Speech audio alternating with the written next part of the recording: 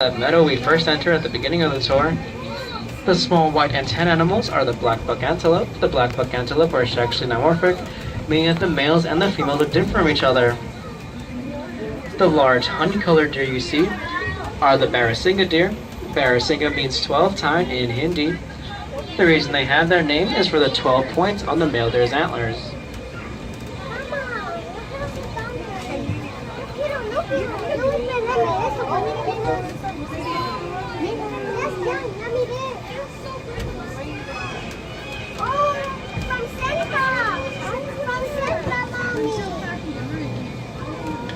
Now the next animal we'll see blends in with the muddy area it calls home. If you see what looks like a pig with upper tusks that are up to its snout and curve upwards towards its eyes, you have found a pig called a babirusa. Now babirusa means pig deer in the Malay language. The male babirusas use their tusks to fight other males to display dominance in order to attract females.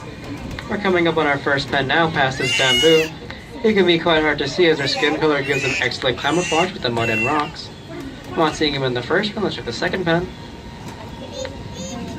Alright, they both appear to be hiding today.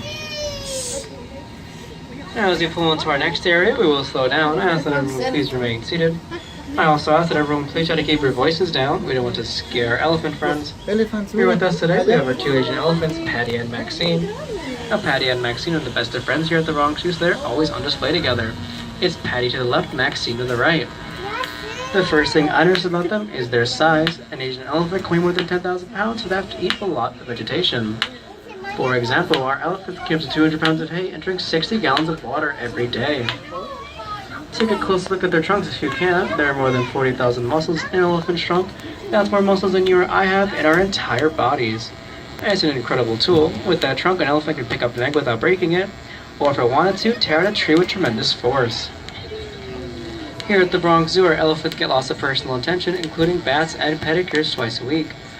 Their large tree stump to the left of their exhibit is their elephant-sized back scratcher.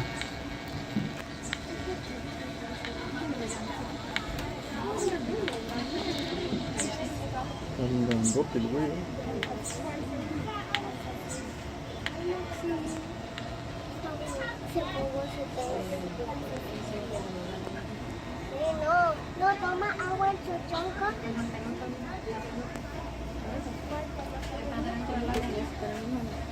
As we say goodbye to Patty and Maxine, we're on the lookout for our Indian rhinoceros. And look, you guys, if you look down to the right of the exhibit, sitting in her mud wallow is our 22-year-old female rhino, Penny.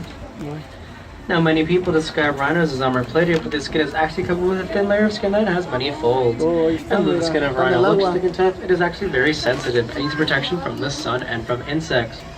One of a rhino's favorite ways to protect the skin is to sit in a mud wallow like Penny's doing right now. The mud provides natural protection from the sun and from insects.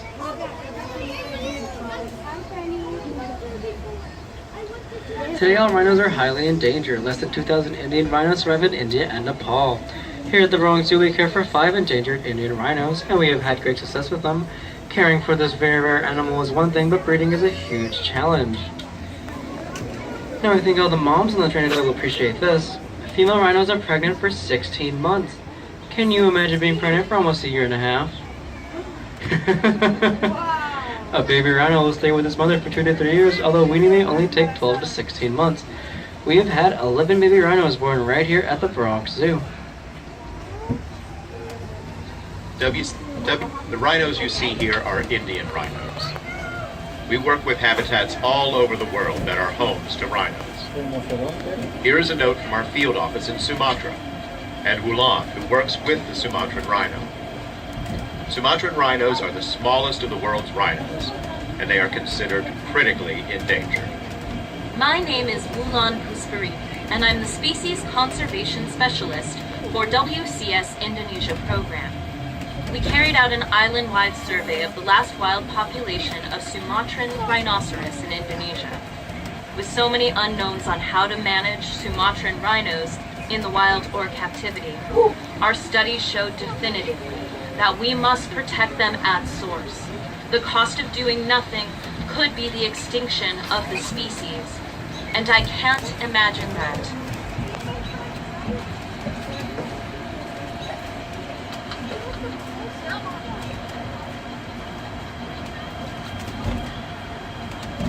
Now these two large animals you see are two of our nilgai antelope. It's one male and one female. The males have horns while the females do not. The males have the bluish gray coats while the females have the tan coats.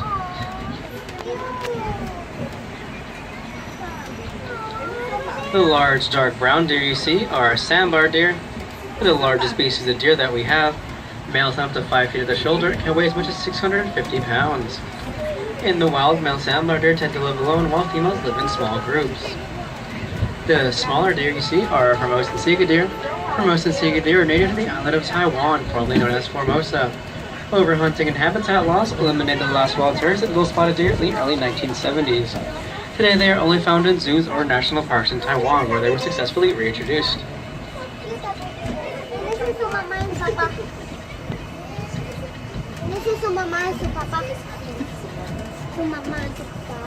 Now the very small deer you see are a hog deer.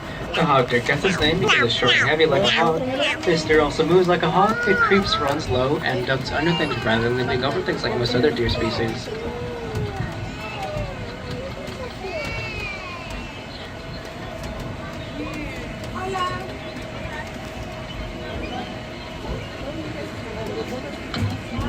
¿Es donde pasamos?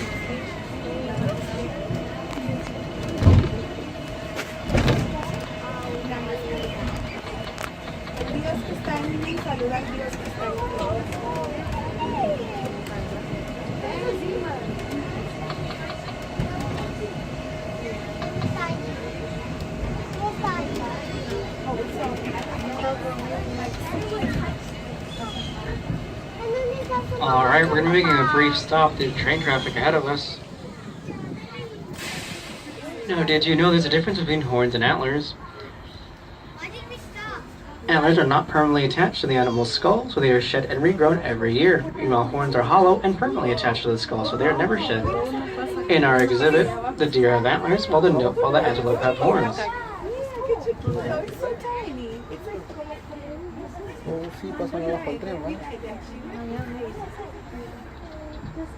On the rock, he's very small and he blends in with the rock, so it's kind of hard to see. You want to keep an eye out for the white tail and the white ears, that's what gives them away. The male tufted deer have long upper cannons that can be seen showing. It kind of looks like they have fangs. This has given them the nickname vampire deer.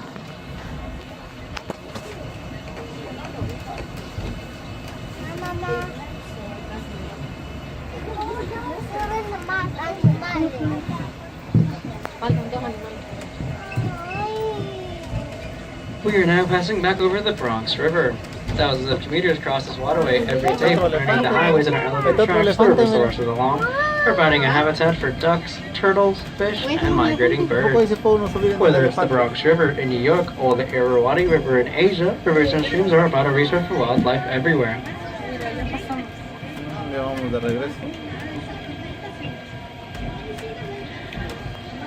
Now the rocky terrain, our next environment, is the perfect area for our next two species. Both are adapted with climbing rugged mountain slopes. Now if you see what looks like a goat with horns that corkscrew, those are the markhor. We have quite a few of them coming up right here. Looks like we have 4 of our females on the ground, and then one of our adult males standing on the rock posing for pictures.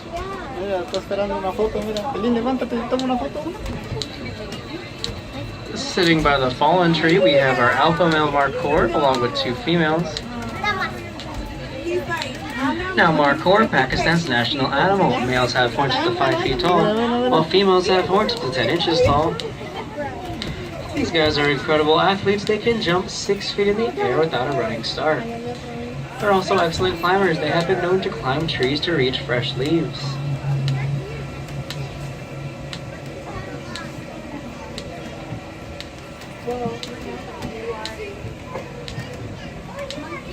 Está uno chiquitito, mira. Ahí mira.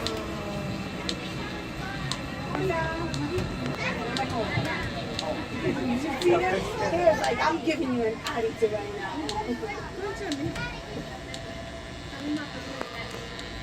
Inspired what you've heard and seen today.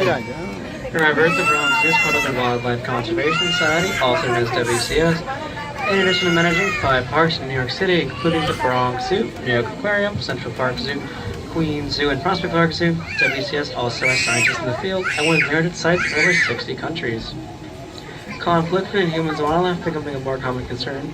Every day, the WCS scientists are working together to help endangered animals worldwide. And you can help our efforts just by visiting us today. You are helping us help wildlife. You can discover other ways involved as well. Visit us online, join an education program, or become a Zoom member. Your Zoom app has all the information you need to stay connected. Now we're making a brief stop. This is not our final stop. There's currently a train in front of us at platform loading up passengers.